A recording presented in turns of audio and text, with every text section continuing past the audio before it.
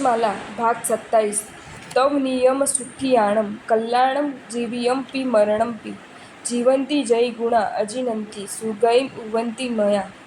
तप, नियम, संयम के विशिष्ट गुणों से अच्छी प्रकार भावित बने हुए आत्माओं को यह जीवन भी कल्याण रूप हित रूप है और मरण भी हित कल्याण रूप है, क्योंकि जीते हुए तप संयम आदि गुणों को बढ़ाता है और आयुष्य पूर्ण होने पर अच्छी गति में जाता है। जीवन मरण दोनों में कहीं पर भी अहित नहीं होता।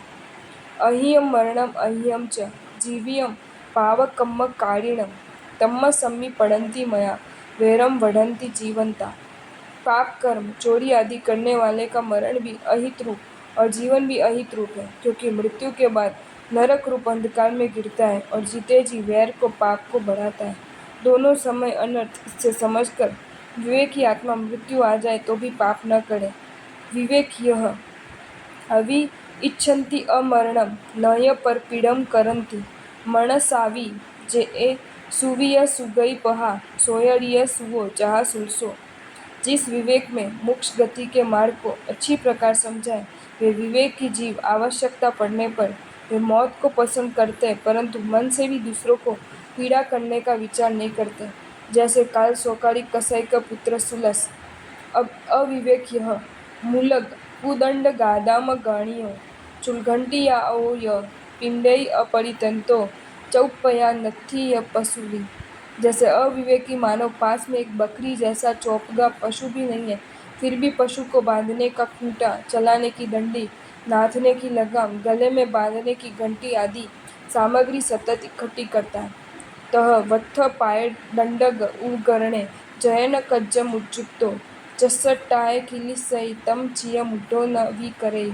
उसी प्रकार मूढ़ जैना के कार्य के लिए सज्ज वस्त्र, पात्र, दंड आदि उपकरण सतत इकट्ठा करता है, परंतु इकट्ठे करने का क्लेश जिसके लिए करता है वह संयम रक्षा, संयम यत्न ही वह नहीं करता, तो फिर ऐसों को तीर्थंकर परमात्मा क्यों नहीं रोकते।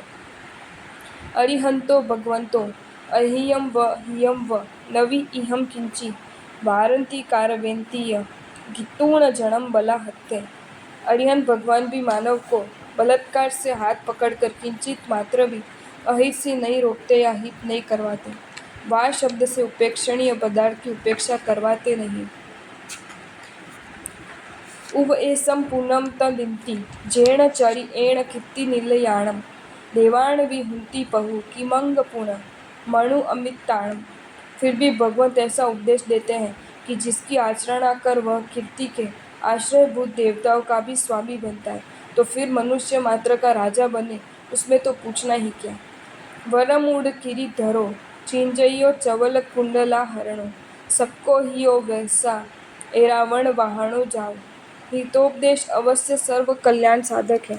जैसे कार्तिक शेठ हितोपदेश आचरणा में लाने से उच्च रत्नमय श्रेष्ठ अग्रभाव से शोभित मुकुट को धारण करने वाला बाजूबंद आदि से शोभित चप्पल यानी तेज प्रसारक कुंडल के आभूषण युक्त और एरावण हाथी के वाहन युक्त शक्रेंद्र बना। रेणु जलाइम जाइम 32 विमान सय सहसाई वज्र हरेण वराइम हियो वेसण लद्दाइम। इस व्रजधर इंद्र ने जो इंद्रनील आदि रत्नों से चमकते 32 लाख श्रेष्ठ विमानों का आधिपत्य प्राप्त किया, वह हितोपदेश के आचरण से ही। सुरवई समम विभुइम जमपत्तो भरचक्कवट्टी मानुष लोकस पहु तमजान हियो वह सेण। मनुष्य लोक के 6 खंड के स्वामी भरत चक्रवर्ती ने भी इंद्र जैसे ही समृद्धि प्राप्त की, वह भी हितोपदेश आचरण के प्रभाव से ही हुआ ऐसा समझ। ये प्राप्ति कराने का सामर्थ्य हितोपदेश का ही है, अतः कर्तव्य क्या। तो कहा लद्दुनम तम सुई सुहम जीर्णवेणु वयस्स ममय बिंदु समम अपहियम कायवम अहियेसु मणम न दायवम।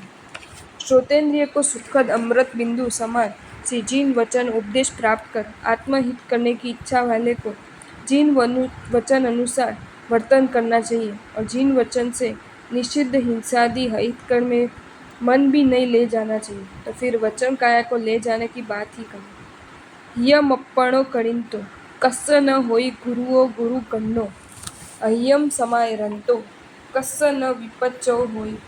जिन वचन अनुसार आत्मा के हित के लिए आचरण करने वाला किसका गुरुओं गुरु प्रधान आचार्य समान और गणीय सर्व कार्य में पूछने लायक नहीं होता क्या? अर्थात सर्व में गणीय मान्य बड़ा गुरु बनता है, तब अहित की आचरणा करने वाले किसको अविश्वसनीय नहीं होता? होता ही है। या कोई ये माने कि हम हित आचरण के योग्य नहीं है, हम किस प्रकार हित साधन करें, तो ये कहना बराबर नहीं है, क्योंकि अयोग्यता की कोई जन्म सिद्ध खान नहीं है, किंतु जिसमें गुण होते हैं वे पूज्य बनते हैं और गुण प्रयत्न साध्य है, अतः गुण हेतु प्रयत्न करना चाहिए। जो नियमशीलत वसंज में जुतो करई अपहियम सो देवयम व पूज्यो शिष्य सिद्धत्व व जने। व्रत नियमशील तप संयम से युक्त बनकर जो आत्महित चाहता है वह देव सदृश्य पूज्य बनता है। मांगलिक सड़सव स्मम मस्तक पर चढ़ता है, अर्थात उसकी आज्ञा शिरोधार्य बनती है। सव्व गुणेहिं गणो गुणा हि यस्य जह लोकवीरस्य संबंध मौढ़विडवो सहस्र नयन संयमे। सभी ज्ञान आदि गुणों से माननीय पूजनीय बनता है, जैसे उत्कृष्ट सत्वादि गुणों से लोक में कर्म शत्रु को मारकर हटाने वाले वीर रूप में प्रसिद्ध महावीर भगवान के पास अतीव भक्ति व संभ्रम से हिले हुए मुगट आग्रह वाले शकेंद्र सतत वंदनार्थ आते रहते थे। गुणहीन को उससे विपरीत चौड़िक वंचना कुड़कवड़ पड़दाड़ दारुण मयिस्स तस्स चियत अहियम गुणों वेरम जणो वही। चोर ठग कटु वचन माया मानसिक शठता और परस्त्री में दारुण पापिष्ट बुद्धि वाले को उसका स्वयं का आचरण यहाँ अहितकर होता है, फिर परलोक में लोग उस पर वैर यानी गुस्सा का अध्यवसाय वहन करते हैं। ये पापिष्ट है, इसका मुंह देखने लायक नहीं है, ऐसे आक्रोश वचन बोलते हैं। जयिता तण कंचन लिट्ठ रयण सरी सोवमो जणो जाओ तैया नन्नु उच्छिनो ऐलासो दवहरणम्मी। तब जो बुद्धिमान मानव तृण घास कंचन मिट्टी का ढेफा रत्न राशि इन सबके प्रति निष्प्रहता से समान बुद्धि वाला बन जाए तो निश्चित है कि उसकी पर द्रव्य हरण की इच्छा ही खत्म हो जाए।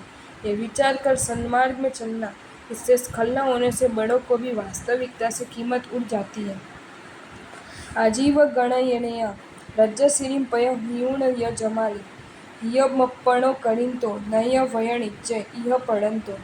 द्रव्यलिंग यानी साधु वेश मात्र से लोक पर आधार रखकर जीवन निर्वाह करने वाले आजीवक निहव्वों के समूह का नेता जमाली राज्य संपत्ति छोड़कर आया हुआ और आगम पड़ा हुआ, उसमें जो कड़े माने कड़े जीन वचन का जो अपलाप यानी निहवत्ता न की होती और स्वयं के आत्मा को हित सुरक्षित किया होता, तो इसी भव में निंदनीय न बनना पड़ता।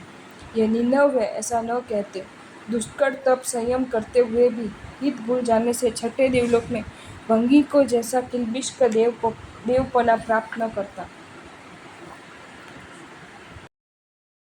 आपको ये वीडियो अच्छा लगा हो तो इसे लाइक करें और शेयर करें, और ऐसे ही नए नए वीडियोज़ देखने के लिए सब्सक्राइब करें हमारी channel Jain facts and stories को।